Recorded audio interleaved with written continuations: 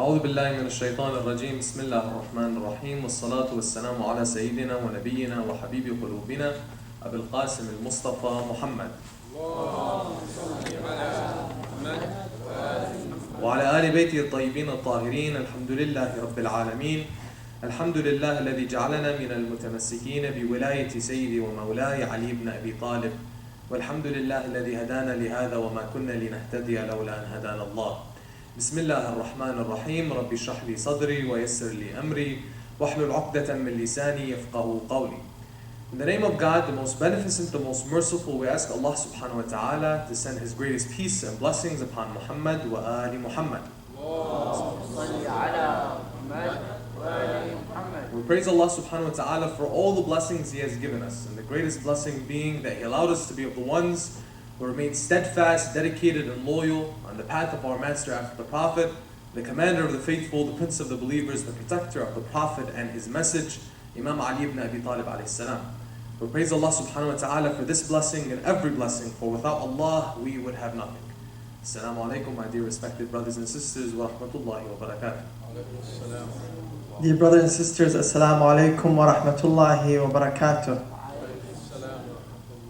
So over the course of the last 9 nights, we have been discussing a very important topic, which is our ethics. And what we're trying to seek in bringing this discussion to light is to see how we could improve and enhance our ethics as individuals, as believers, during this holy month of Ramadan, to try to improve and become better people, to pursue the better me in myself. And we went through a very systematic approach. We discussed steps, one after the other, practical steps that we can implement to try to improve our ethics. And we said it comes down to trying to develop virtues and removing vices that we have. Last night we discussed the 7th step, which is the virtue of being silent when it's appropriate, and also the importance of speaking up when it's proper and necessary.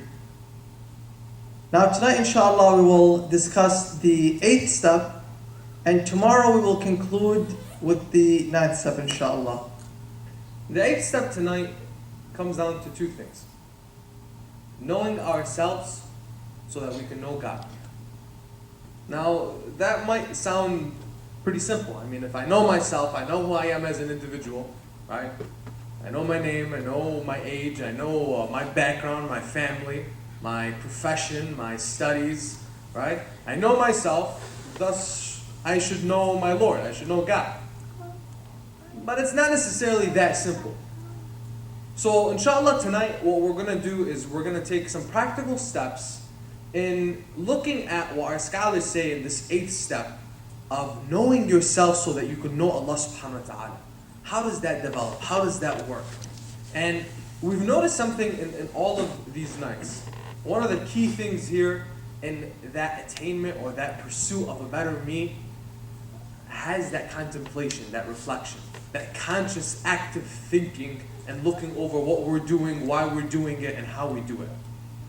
So inshallah tonight we're going to go in a little more depth into discovering who we are as individuals, discovering who am I, so that I can know Allah subhanahu wa ta'ala. And we're going to see some very distinct narrations, stories from the Prophet sallallahu alaihi wasallam and his Ahlul Bayt alayhi salam, verses from the Holy Quran, where they tell us this direct correlation between ourselves and our knowledge of ourselves with the knowledge of Allah subhanahu wa ta'ala. So the better, in essence, the better we know ourselves and know who we are, the better we will actually know Allah subhanahu wa ta'ala and know who He is. And to add to that, the only way, the only mechanism that can allow us to know Allah subhanahu wa ta'ala is if we start by knowing ourselves. And the first question that we can practically ask at this point is, how can a person get rid of the problems in his self if he is not conscious of himself? So let's say I'm trying to become a better person. I'm trying to pursue that in these holy nights. And if I want to do that, I want to get rid of the problems that I have, whatever those problems might be. So the question is, if I want to remove those problems, don't I have to know myself first in order to analyze what those problems are and then move on to the next step? I mean, think about it like this. If I'm ill, if I have a sickness, if I have a disease, let's say I have cancer, would I go to a doctor unless I actually knew I had cancer? Let's say I go the whole time, a few years of me having cancer. I had cancer at the age of, let's say, 30, young age. I didn't know I had cancer. Would I go to a doctor without knowing? That's one. What's another one? Think about it. You're on your way. Would a person that is trying to get to a particular destination and lost his way, would he be able to correct his route if he didn't know in the first place that he's lost? So let's say you're heading on a particular highway, on a particular freeway to a certain destination, and you're on your way, you're driving, and you're lost. If you don't know that you're lost, if you don't know that you have deviated from the route that will take you to your destination, then would you be able to think about correcting and fixing your route so that you could be heading in the right direction? I mean, beyond getting lost, imagine a country that is at a state of war, but it doesn't know that it's at a state of war. It doesn't know that it's being attacked. So would they decide to have any kind of like defenses to protect its people, to protect its sovereignty from being attacked, unless it knew that it was actually being attacked? So I'm in a state of war, but I have no idea that we are. In reality, a war is taking place. People are getting killed. Their rights are being taken away. If I don't know that's actually taking place, then what am I going to be expecting to actually put up any kind of defense mechanism to repel those forces that are coming forward to take away people's rights? So you kind of see the gist of it in the sense of, I need to know what's actually going on with me. I need to be conscious of it for me to start moving in a direction where I'm going to be solving my problems or enhancing the things that I'm already good at. And tonight we're actually going to touch on some of our potential, right? It's not just about the problems that we have, but it's about the potential we have as individuals. I might have a good characteristic, a good attribute, a skill that maybe I'm not aware of. Maybe I'm not conscious of. But after becoming conscious of it, I can enhance it and make it better. So now we'll try to look at some of the positive outcomes when we do this introspection of the self. So what's the significance? What's the value? What's the importance? What is the good that I get when I try to know myself? And at the most fundamental level, it's knowing how valuable and important you are as a creation that Allah subhanahu wa ta'ala created. When we try to reflect on ourselves and know ourselves, the first thing that we will realize is that we're so valuable, we're so important. And that's really critical because a lot of times when we are not doing so well for ourselves, for whatever reason it might be, let's say you're in a state of sinning, consistent and persistent sinning, one sin after the other, and you're on that path and you're doing wrong and you have all these imperfections and you start to lose hope and you feel down and you feel broken. At that point, if you don't have that realization in yourself that you are someone that's important, that's valuable, that Allah subhanahu wa ta'ala has put on this earth to be His ambassador, to be a reflection, or someone that's seeking to be a reflection of Allah subhanahu wa ta'ala's great perfections, then you're not going to value yourself and you're going to sell yourself short. Now, Jalal, there's a beautiful hadith by Imam Ali alayhi salam that really puts this point in perspective. When you're looking at yourself and you might feel down, you might feel insignificant, you might not be on the top of your game, right? Imam Ali alayhi salam, and I remember this narration, this saying, this quote from the Imam, it struck a chord with me and actually pushed me every time I felt a little less. The Imam alayhi salam tells us, تظن أنك جرم صغير تظن أنك جرم صغير وفيك انطوى العالم الأكبر or الكون الأكبر. You think that you're an insignificant entity, but within you is the greater universe. Now think about that for a second. The Imam is telling you, you feel insignificant? You feel like nothing? You feel a little less? The greater universe is within you, each and every one of you.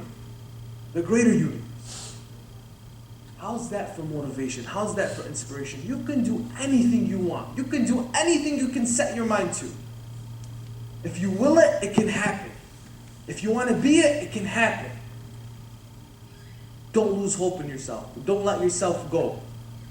The Imam alayhi salam is giving you that sense of, don't feel little, don't feel less, don't feel small. The whole universe is within you. Now, going off on what the Sayyid was saying earlier with regards to that knowledge of the self, our scholars also tell us that essentially knowing oneself, imagine for example, if I'm not in that search, if I'm not in that contemplation, how am I going to even stumble upon the words of the Imam that become that inspiration for my life, right? And beyond that, when we're in that engagement of ourselves where we're trying to know ourselves further, it allows us to develop, remember what earlier we were talking about, like a defense system so that you can look at the problems and the things that come your way. Imagine, for example, you're playing for a basketball team, right? Yesterday, a few days ago, I took a poll. Who plays sports here, right? Raise your hand real quick. All right. Let's say any team that you're on, basketball, football, soccer, volleyball, tennis, whatever, racquetball, I don't know, any kind of sport. Imagine you knew the steps and strategies of the person or the team that's on the other side before you confronted them in the game. So somebody gives you their entire game plan, tells you, hey, this is what they're doing, 1, 2, 3. I'm like, awesome, now I know how to confront them. Versus, I'm dealing with the strategy that they're putting forth and the game and the plan that they're doing at the time of. So I'm confronting them as I go. It's something that I'm just dealing with. So versus being prepared, versus I'm actually just dealing with it as it comes. So look at that sense of getting to know oneself and facing your challenges as I'm becoming more prepared so I can see the problems for what they are, the adversities for what they are, the challenges as they come, not just as they're taking place, but before time, so I can address them directly and be effective in the way I deal with them. So that's a very important point. And something else that would be a positive outcome of knowing the self, which we touched upon just moments ago and we'll elaborate on right now, is that when we know ourselves, we start to explore and discover the great potential that Allah subhanahu wa ta'ala has instilled in us. And this is very important. We want to spend a few minutes on this. This whole concept of potential. We're all told that we have great potential and that in this life we have to work to try to maximize that potential that we have and to become the best possible human beings that we can. Now think about this example for a second. Imagine someone had a house and they buried a treasure in that house. So you have a house, you have this treasure, and you bury it. And let's say that treasure is worth a great amount of money. Let's say $1 million. It's buried in your house, it has its value, and the value is not diminishing. But that person never uses that treasure. It just sits there and collects dust. Sits there for years, and eventually that person dies and never uses that treasure. Never goes and takes that treasure out that's worth over $1 million and uses it for himself, for a good purpose. what good does that treasure do for him? Did it serve him in any way? He had it, the value was there, but did he ever utilize it such that he got something out of it? Such that it was beneficial for him? Now that's one way to illustrate the potential that we have and how when we sell ourselves short and we don't use that potential, then we're basically living a useless life, no purpose. Now Jalal, let's ask a very practical question. When we're talking about reaching my potential, it might be something very abstract, but in a concrete level, what is meant when we say reaching my potential? What is that potential? And is it the same for all of us? So naturally, as different people, as different individuals, we have different potentials. But we all have a potential to reach our own greatness. Now that greatness is not going to be reached unless you tap into it. So if you look at some basic science, basic physics, you're looking at potential energy and kinetic energy. The potential energy is there until it's stimulated to actually move forward in kinetic energy and actually move and make some type of movement or action that affects the things around it, right? So we can all say, yes, we have great potential. And that's true. We all have great potential. But the difference is going to be the person that's actually tapping into that potential and making it kinetic energy, if you will, right? Actually making it move for yourself, making it happen. The difference between the person who is, man, I can be a great basketball player, but I don't train. Man, I could be the smartest person in my class, but I don't study. Man, I can be the top of the business profession that I'm in, right? I can be in the elite, but I don't work hard. You have to generate that energy by pushing yourself, by challenging yourself, by applying yourself. How many times have we heard when we play sports, you need to apply yourself? Or in the classroom, you need to apply yourself. Something that students hear and something that teachers say, right? You need to apply yourself. Essentially, when it comes to this relationship that we have with ourselves and with God, unless we're going to be applying yourself, that potential energy is not going to do you any good. And on a practical level, like what the Sayyid is referring to, really what it comes down to is your time.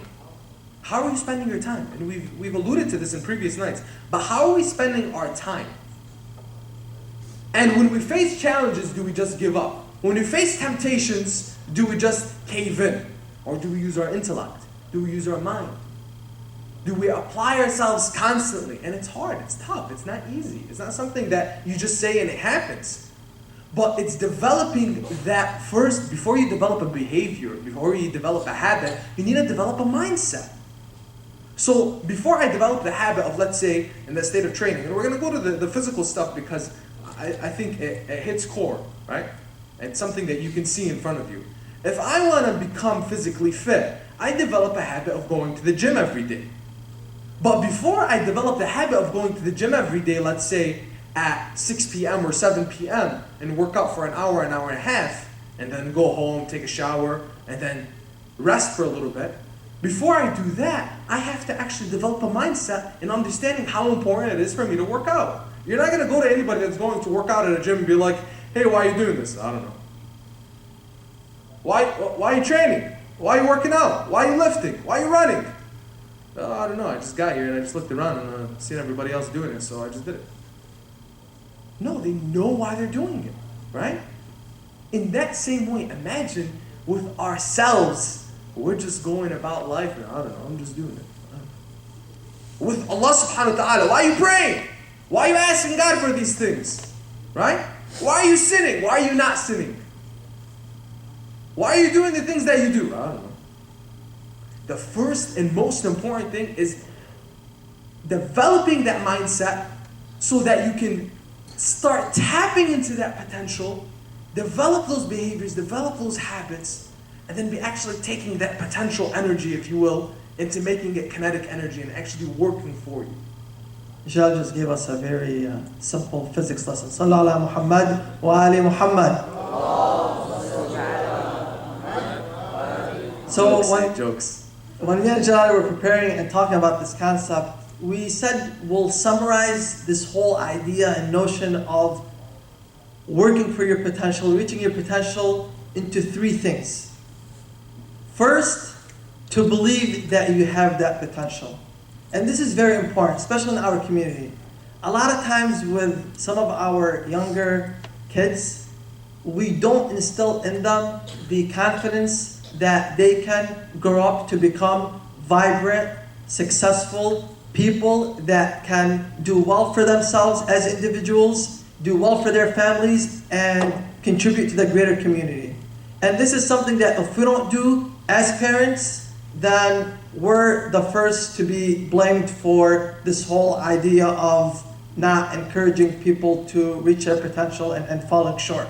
So that's the first, most basic, fundamental issue when it comes to the potential. We have to believe that we have that potential.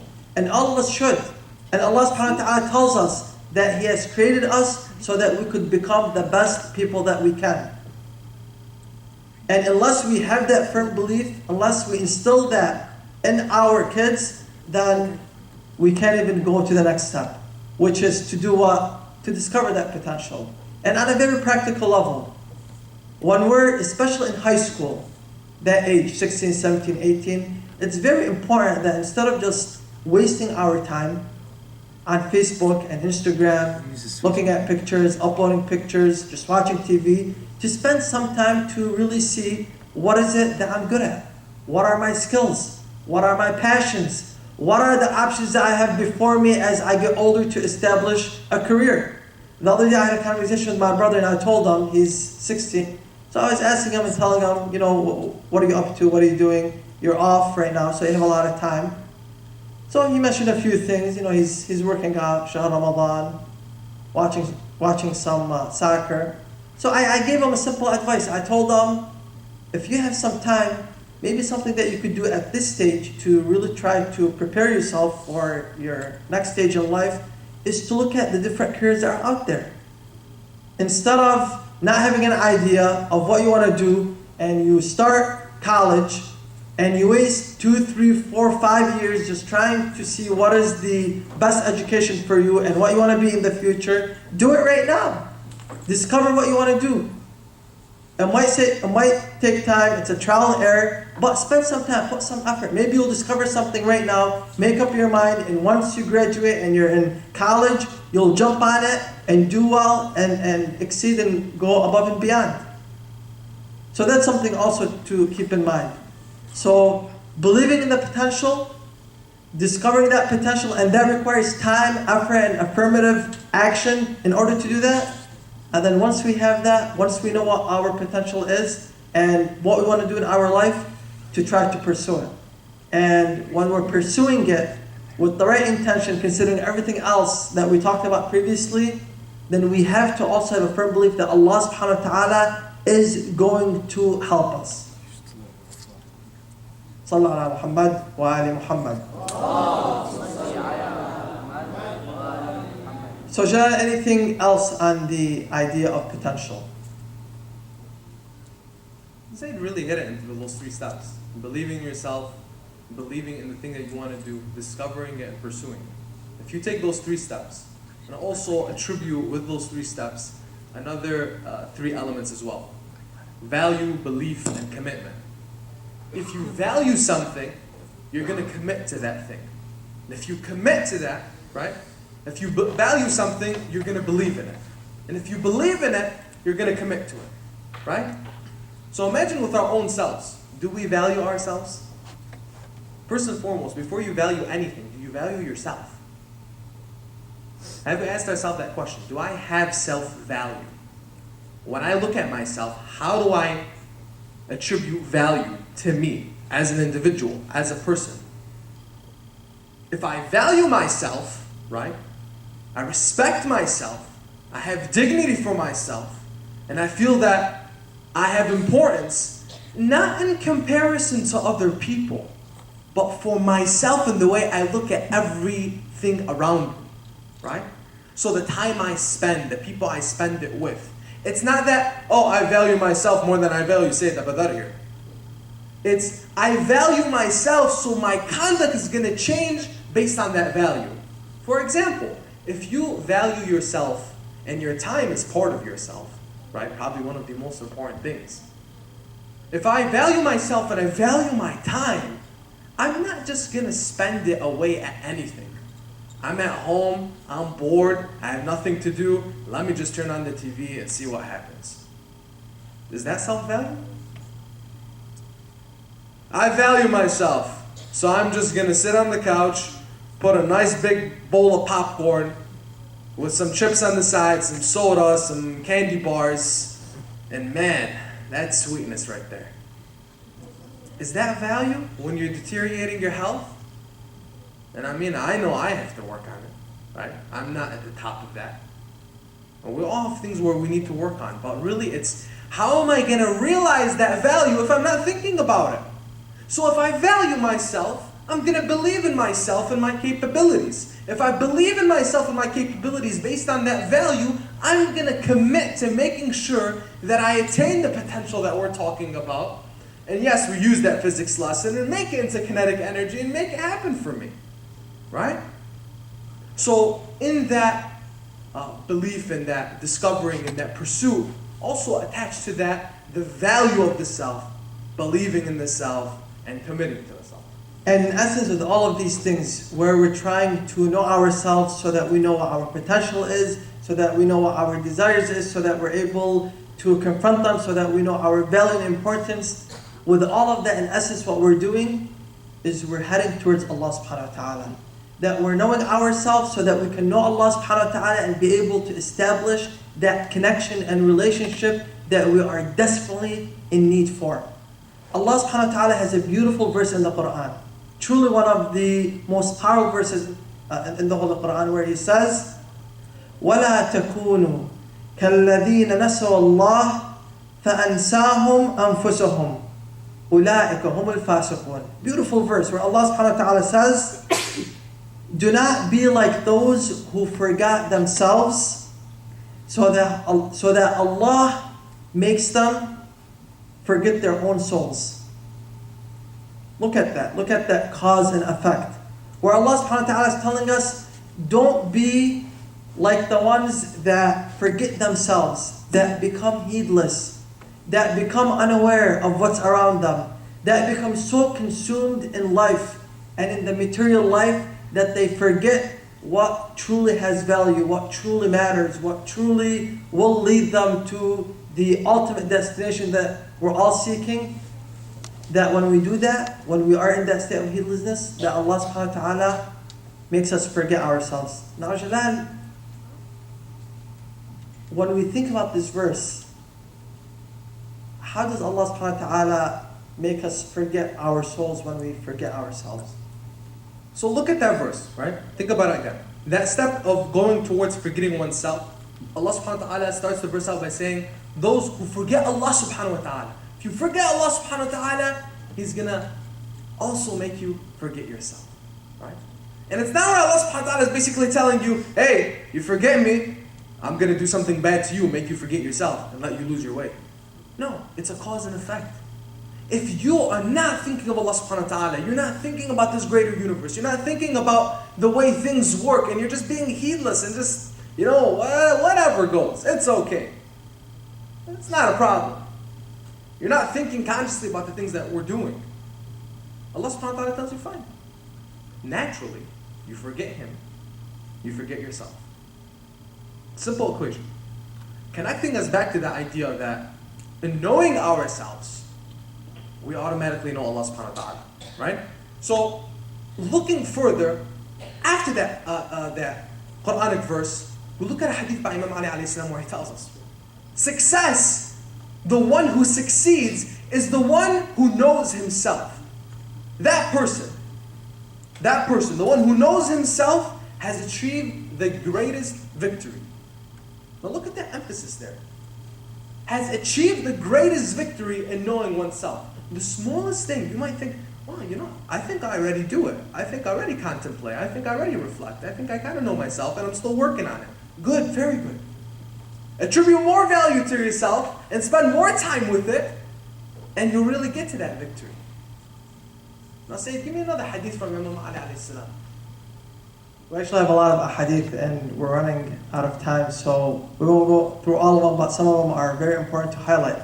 So Imam Ali alayhi salam also says that The one who knows himself struggles against it. And the one that doesn't, the one that's ignorant of himself, neglects it.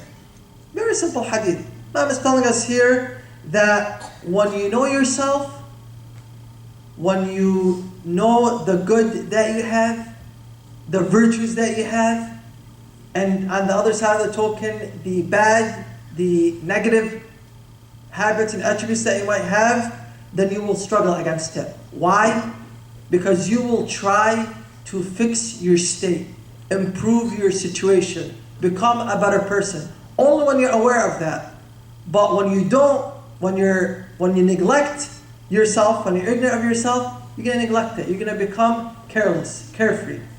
And this is something that we have to be very careful of, especially with some of our younger kids as growing up.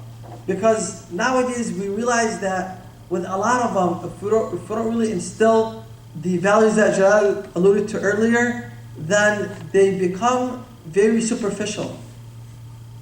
A lot of times you might ask, a kid, the other day actually, me and Jalal, we were asking someone, we just ask them very simple questions. What's your name? How are you? What are you up to? Are you going to school? What are you doing in school? And most of the answers were, I don't know. Just that blank stare. And we were trying to talk to him and engage with him and, just get something out of him and try to see, what is it that we can do for him. But you felt like he was just very empty. And this is something that as parents, it's imperative that we instill these different values in our kids so that they could really grow up to become people that are able to look at themselves, analyze things around them, and do what's right that would best serve their interest and them being able to reach that potential that Allah subhanahu wa ta'ala has given them. Now, this conversation that we had with this young man, it wasn't here, it was somewhere else. So don't be too alarmed if you're thinking, man, my kid didn't give him good answers, right? So, but this is something that we relate to and we see all the time. And really when it comes down to it, if you think about it, brothers and sisters, these answers that the young man or the young woman is providing is a reflection of themselves, and a reflection of their household, and a reflection of who they are, right? Now, you might say, well, the kid might be shy, and might be a little timid, and that's part of their personality, and that's fine. But you also want to pay attention to not the sense of, I want to make sure my kid gives good answers in public so that they look good for the family, but what is really going on with our children? What is really going on with our youth, and the way they think, and the way they feel, the way they identify with? If the activities that they feel like, I just sit home and watch TV, well, we should pay attention to that. Really, all our kids are doing is just sitting home and watching TV? We need to be spending a little more time. And the more time we spend, the more value we're giving. And the more value we're giving, the stronger the belief is going to be. The stronger the belief is going to be, then the greater the commitment. Now apply that whole value, belief, commitment, not only to yourself, but then to Allah subhanahu wa ta'ala, right? So if I value Allah subhanahu wa ta'ala, I believe in Him. He's the creator of the universe. He gave me everything. Without Him, I wouldn't be. So I believe in Him. Depending on the strength of my belief is going to be the strength of my commitment. So think about that, right? Now Imam Ali alayhi salam, he also continues in his narrations for us regarding this whole topic. The Imam alayhi salam tells us, going off what the Sayyid was saying, so that person that forgets himself, right, is not thinking about himself, right? From that narration, the one who knows himself struggles against it, and the one who is ignorant of himself neglects it, right? The next one goes on to say, in neglecting, you have that kind of that carefree person. We're not saying it's bad to be an outgoing, easygoing person, but that person that is in a sense more carefree, as in they don't care about the consequences. It's fine to be a nice, outgoing, easygoing person that people can feel that's personable, that's great, that's awesome. And a lot of people you find that they become closer to their potential when they meet people like that, because they're personable and you can engage with them, and that's great. But there's a fine line between a person who's easygoing and then the person who's completely carefree. The Imam alayhi salam, he tells us about these people that are, in a sense, carefree. He says, as for the one who takes himself easy, so cares little for himself, then do not feel safe from their evil. Right? And again, we're not attributing that whole sense of villain, evil, the stereotypical thing that our kids might see in cartoons. But the sense of any kind of negative, bad thing that will cause them negative consequences for themselves. So think about that. If we're just letting ourselves go, and we're not really thinking about that value and belief and commitment for ourselves, how safe are we in driving ourselves further into negative consequences that we might have already been down that route? So, next after that, how do we really take this on a more practical level in looking at the narrations, looking at the verses, and summarizing really, so we can wrap this all together, so we can have something concrete, the way we look at our relationship between the self and between Allah subhanahu wa ta'ala. Now, as a natural continuation of this discussion, after talking about why it's so important to attain that knowledge and to know ourselves and all of the positive things that come along with that, the next question that comes along is, why do we have a hard time and struggle with this? That I want to know myself, I know it's important, I know the good that comes out of it, but I have a hard time. What are the obstacles? What are the barriers? What are the hurdles that we have to climb over in order for us to truly have that ability to know ourselves better, to attain that knowledge of ourselves? And the scholars tell us that really, at a very simple level, what it really comes down to is when we accumulate our sins and wrong and imperfections and not go back and reflect and try to seek repentance and to change that state of being. That when I'm in this state of continuous sinning and continuous doing of wrong, one sin after the other, one wrong after the other, and just so engaged and entrenched in that without taking that step back and going through the process that we've been talking about over the last few nights and seeking repentance and fixing ourselves, then we're going to lose ourselves. We're not going to have that ability to be critical and analyze ourselves and be able to discover our soul. Now, Jalal, at that point, on a very practical level, how can we try to overcome that? So our scholars tell us, right, that when you're coming to this point, you're looking at it, you're thinking about it, you're contemplating, you're reflecting. You've realized, and one of our famous narrations from the Holy Prophet ﷺ tells us, really in summarizing this, right? Man arafa nafsa arafa rabba, right? Whoever knows himself knows his Lord. But really, what do I do with this? How do I practically approach this? And our scholars tell us, if you really want to take this practically, you really want to see a change in yourself, after contemplating, after reflecting, after applying yourself, maybe sit with somebody that you can trust, somebody that is more knowledgeable than you, someone that has great insight, someone that has wisdom, right? That you can benefit from. And ask them for a sincere, genuine analysis of your state. Have a sincere conversation with them. And we have narrations that tell us that aside from confiding in Allah subhanahu wa ta'ala, because one of our principles, or one of the practices of our faith that we see, is that we don't have this whole system of basically telling our sins to a priest, like other faiths. Like telling our sins, going up to Shaykh Ilahi and going and telling him and confiding in him and telling him, Shaykhna, I have a confession to make. We don't have confessions, right? We don't have that in our faith. But we do have, if I want to apply myself and get help that I can't find just within myself, I can't apply myself enough to get the help, I can confide in a believer that has insight, that has wisdom, that I know, not just anybody, but someone that is going to help me, right? And if you can't attain somebody, if you can't get to somebody that is a scholar or somebody that will truly be able to benefit you in this aspect with regards to your spirituality, it can be a close friend that you know is God-fearing, that you know is not going to give you an answer, be like, yeah, don't worry about it, I do that all the time, right? You know, I'm struggling with this. You know, I'm struggling with drugs, I'm struggling with alcohol, I'm struggling with backbiting, I'm struggling with gambling, I'm struggling with cheating, I'm struggling with lying. All the different things, right? That person, anything you can think, I'm struggling with listening to haram music, I'm struggling with watching haram videos, I'm struggling with doing all these different kind of things. Just think to yourself and see maybe what you're struggling with. I'm struggling with being judgmental and condescending to people. That's a big one, right?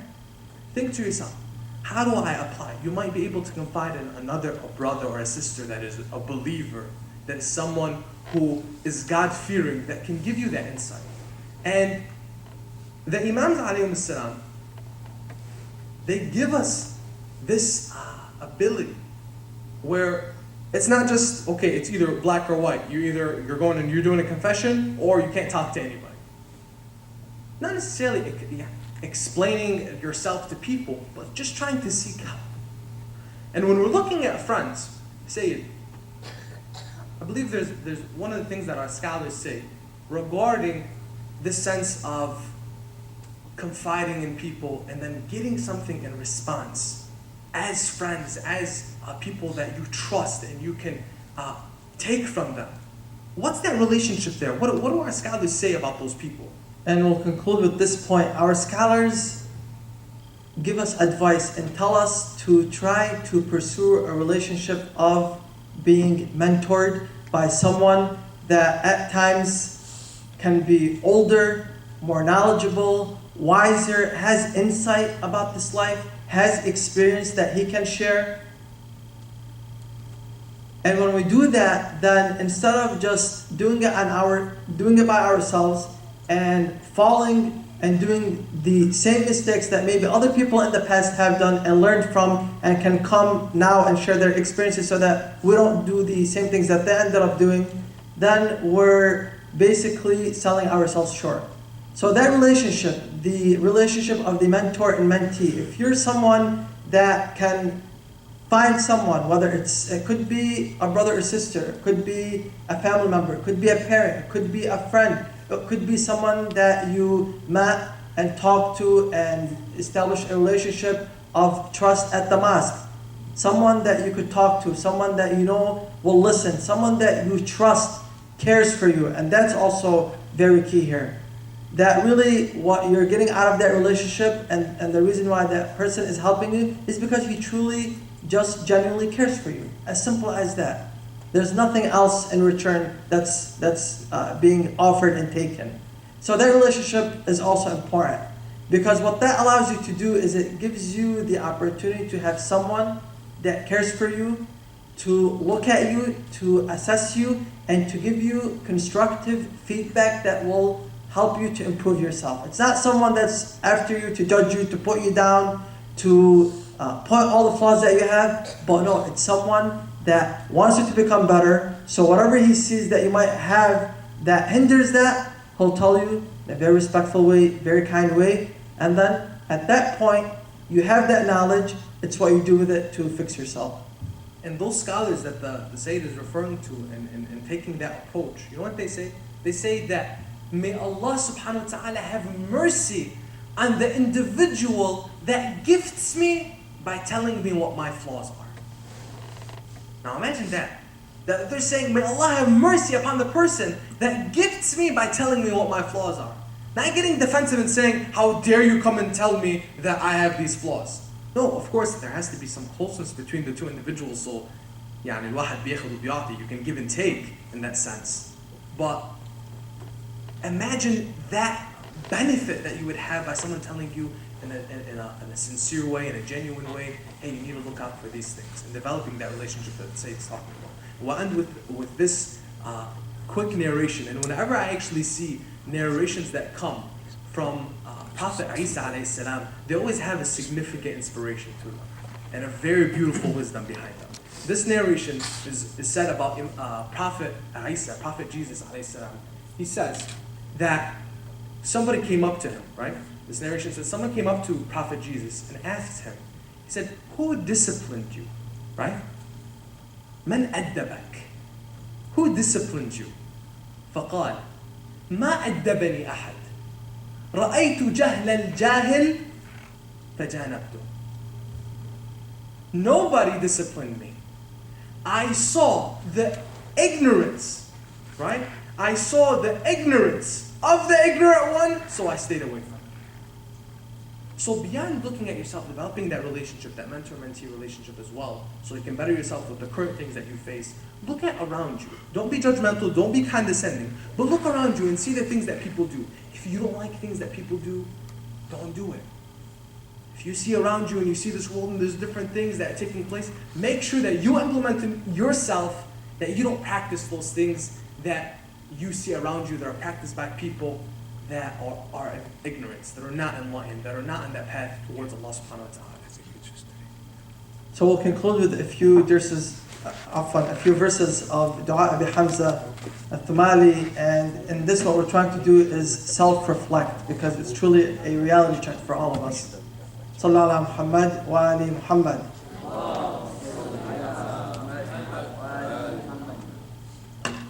بسم الله الرحمن الرحيم اللهم صل على محمد وآل محمد أولعلك لم تحب أن تسمع دعائي فباعدتني. Or maybe you did not like to listen to my prayers, so you distracted me.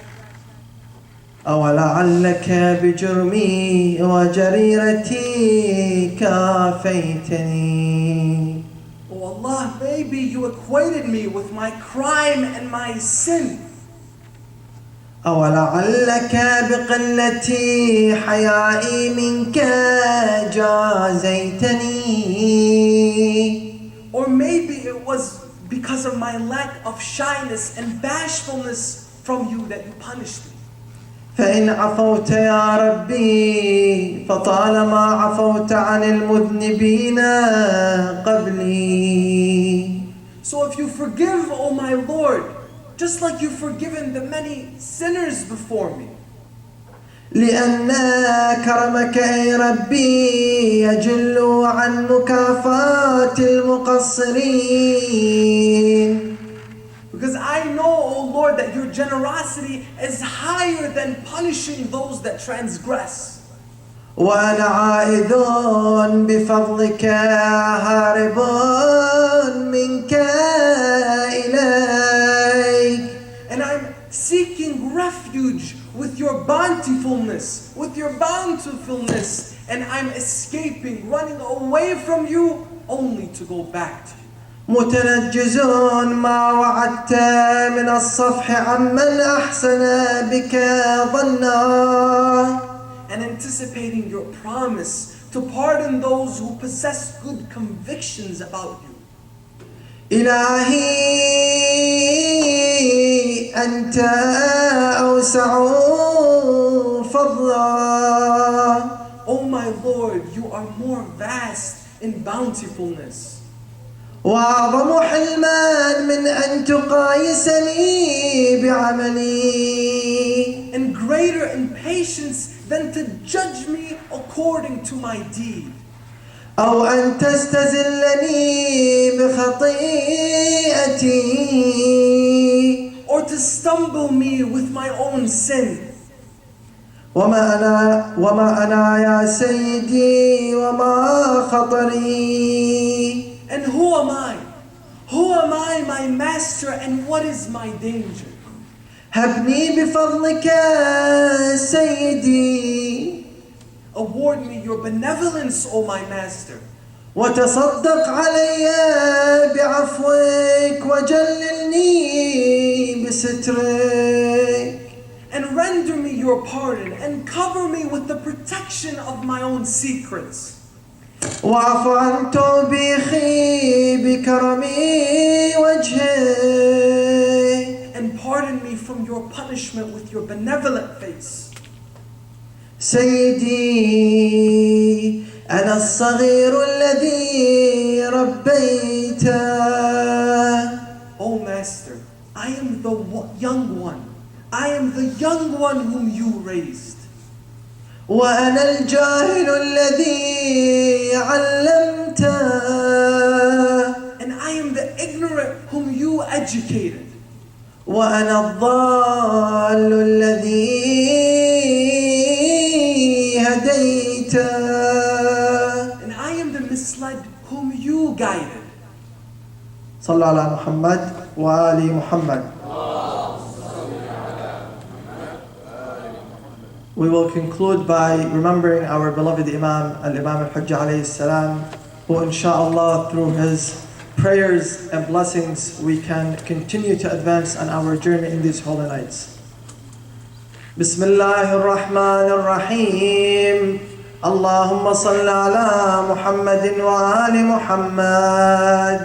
اللهم كن لوليك الحجة ابن الحسن صلواتك عليه وعلى آبائه في هذه الساعة وفي كل ساعة وليا وحافظا وقائدا وناصرا ودليلا وعينا حتى تسكنه أرضك طوى وتمتعه فيها طويلا برحمتك يا أرحم الراحمين. And the last of our words is a loud salawat ala Muhammadin wa ali Muhammad.